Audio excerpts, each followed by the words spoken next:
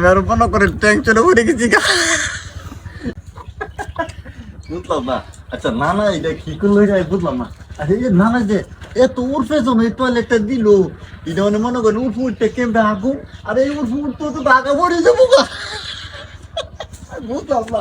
আচ্ছা না না কি কোনো ব্যাগ করো না কেউ বুঝি না। কিরে কি কইতাছ তুই আল্লাহ আল্লাহ? ও না না হ্যাঁ ওই তুমি যে তো উঠবে যে টয়লেট দিলা উঠবে উঠতে কি আগুন দেবো উঠতে ঢাকা পড়ে যাবো গা। ব্যাক করে ব্যাক কর।